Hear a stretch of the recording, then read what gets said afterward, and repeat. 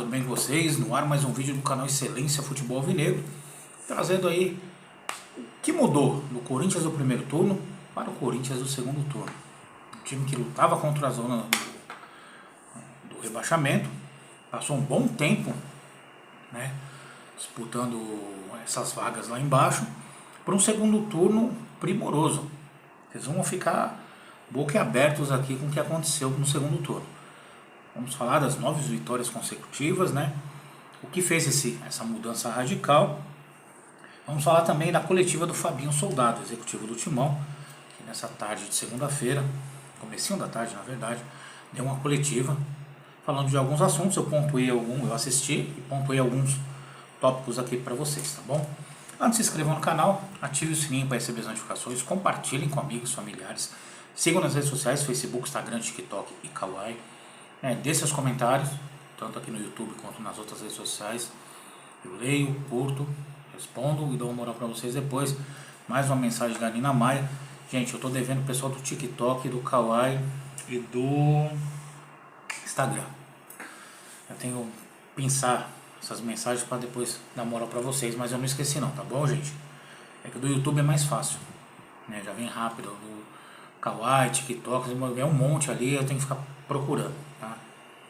Mas vamos lá, gente, vamos começar a falar hoje, né? O Timão entrou de férias, só volta, retorno marcado para 7 de janeiro de 2025, deixa eu pegar aqui o calendário, janeiro, numa terça-feira, tá? E o Corinthians estreia no Paulistão 2025, 15 de janeiro, será numa quarta-feira contra o Red Bull Bragantino. Bom, não deve entrar com o time titular, provavelmente, né? Os caras acabaram de voltar. Mas vamos lá, gente. Primeiro turno do Timão. O Timão virou. A gente ficar brigando ali, né? Na zona do rebaixamento. Estava em 15º lugar, 19 pontos, 19 jogos, 4 vitórias, 7 empates, 8 derrotas, 17 gols marcados, 25 sofridos, menos 8 de saldo. E brigando ali próximo, ali mesmo do rebaixamento, porque tinha uns times com 13, 14, 15, então o Corinthians só tinha 19. E o Corinthians tinha 4 vitórias num turno de 19 jogos. Ou seja, o Corinthians tinha 19 pontos em 19 jogos. O que aconteceu isso? 1 ponto por jogo. 1 ponto por jogo.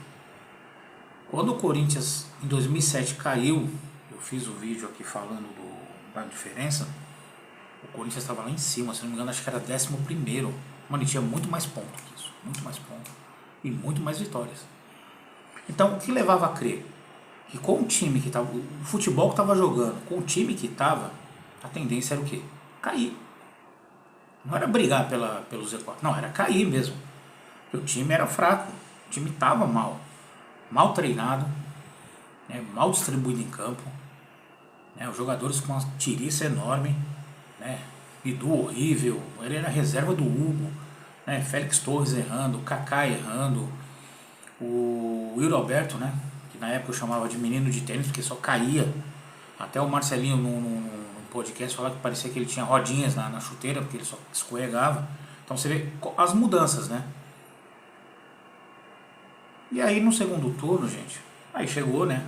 Antônio Oliveira foi embora, chegou a dupla Emiliano e Ramon Dias, né, ex-atacante da seleção argentina, do River Plate, muito bom atacante mesmo, né, eu já disse isso. Cheguei a pegar ainda a fase boa do Ramon Dias, que só não teve uma vida longa na seleção por causa de uma discussão, né, com o Maradona, e aí quem mandava era o Maradona, que não vem o caso agora. Mas vamos lá, é só curiosidades do futebol. Segundo turno do Timão, gente. O Corinthians ficou em segundo lugar, 37 pontos, 19 jogos, 11 vitórias. 11 vitórias são 33 pontos, 4 empates, 4 derrotas, 37 gols marcados, 20 sofridos, 17 de saldo.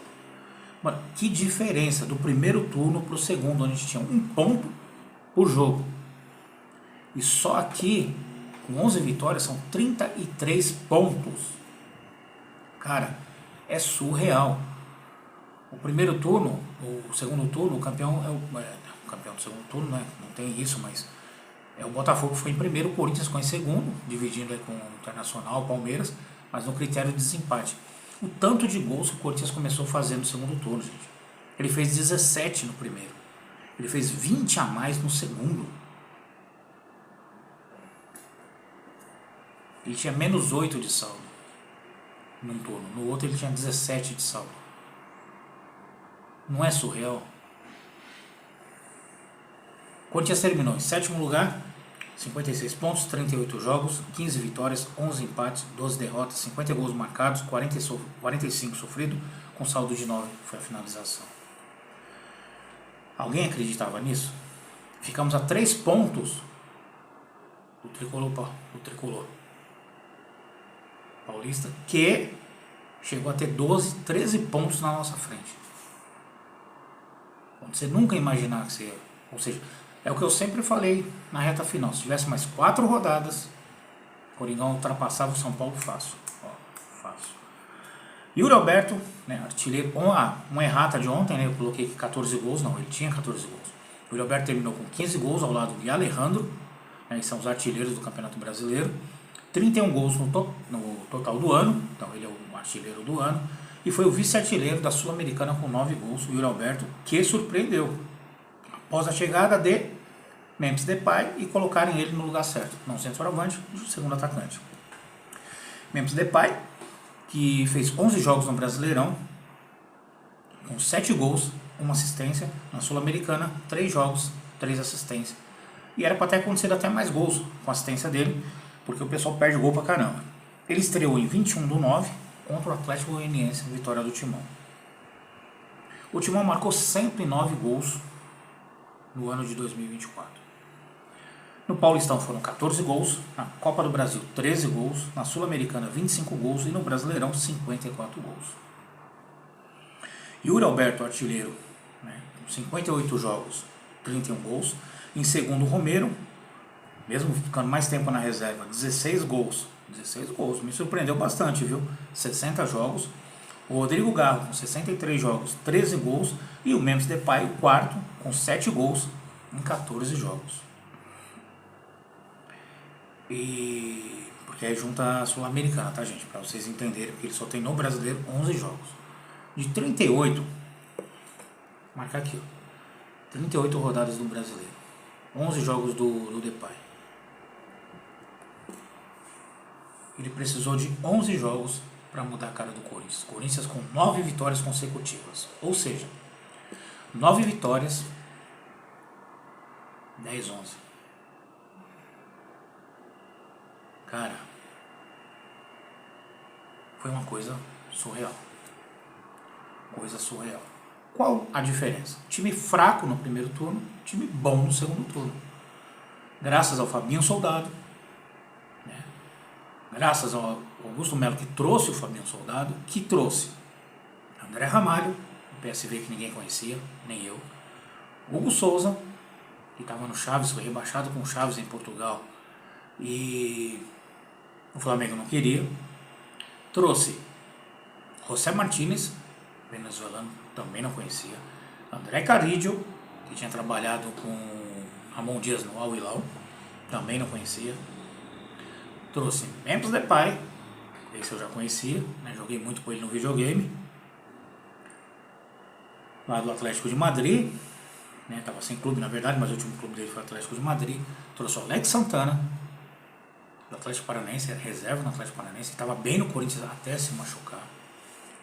Trouxe o Héctor Hernandes, que acabou se machucando. 7. Vou ver se eu lembro de mais alguém. Charles, né, que veio lá da Dinamarca. Thales Magno, que veio lá dos Estados Unidos. Temos aqui 9. Provavelmente eu devo ter esquecido de alguém. Estou buscando aqui pela memória. Bem, se eu esqueci de alguém, eu falo depois. Mas olha só, 9 jogadores chegaram nessa segunda janela. Vou marcar aqui, ó, segunda janela. Mudou o time. O Hugo Souza se tornou protagonista. André Ramalho dominou a zaga. José Martínez no meio de campo, junto com o Charles. E antes, né, até o Alex Santana. O Carídio demorou para entrar em forma ali, né? Conheceu o que ia ambientar o Corinthians. Também dominou. E o Memphis Depay, sem explicação, gente. Chegou fora de forma. Alguns jogos, né, fracos, principalmente aquele contra o São Paulo, ele jogou mal pra caramba, mas também o time não estava ajudando. E depois o cara se tornou peça-chave do time e fez o Yuri Alberto jogar o garro, né? Já estava jogando o fino da bola já faz tempo. Cara, e o Corinthians mudou da água pro vinho. Literalmente, mudou da água pro vinho. 9 vitórias consecutivas. Cara, o Corinthians praticamente passou o carro em todo mundo. E a nossa preocupação, que era o último jogo contra o Grêmio, até para garantir a 7ª colocação no Brasileiro. Ontem, lá no serviço, muita gente falando que o Corinthians tinha que entrar com o time dos corintianos, tinha que entrar com o time reserva, dar férias para os caras. Eu falei, tem que entrar com o time titular para garantir a 7ª colocação. Além de você garantir a 7ª colocação, você ganhar 2 milhões a mais. Cara, então, tinha que ter feito o que fez. Agora você vê, estávamos em 15º no primeiro turno. Terminamos em 7º lugar. Nós tínhamos 19 pontos. Nós fizemos 56 pontos no final. Então, acertou o time? Acertou. Jogadores começaram a jogar? Começaram. Mateuzinho subiu de produção. O Bidu subiu de produção. O Breno Bidon entrou no meio de campo, né? Com a lesão do Alex Santana e tal, e um pouco da caída do Charles. E tomou conta do meio de campo. O Carídio começou a jogar muita bola, joga muita bola mesmo. O Garro, sem comentários. O Depay e o Yuri Alberto. E os caras que entram no segundo tempo também dão conta do recado. Então você tem lá o Romero, aí você tem o Thales Magno, você tem o Alex Santana, você tem agora que o reserva agora é o José Martínez. Então, tipo assim, olha a mudança que teve no Corinthians, gente. Olha as mudanças que teve. O Ranieri voltou a jogar bola. E eu falei isso até para um amigo meu, já falo isso faz tempo, pro Fábio Chaves. Jogador mediano, um time bom, ele vai jogar pra caramba. Jogador ruim, um time bom, ele vai jogar bem. É o que aconteceu com esses caras. No meio de jogadores bons, eles começam a jogar bem. Então, o Corinthians tem tudo pro ano que vem, com a manutenção desses jogadores e chegando jogadores pontuais, que é o que eu vou falar agora no próximo assunto, tem tudo para fazer uma temporada 2025 surreal. Algo que a gente não conseguiu fazer nem esse ano, nem o ano passado.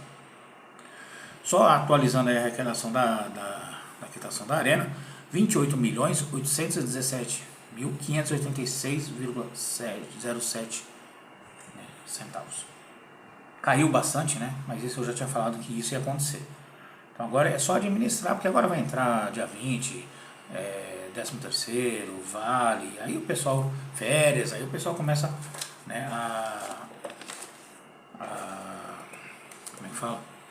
A contribuir, porque ninguém vai contribuir todo dia, o pessoal vai contribuir mês a mês.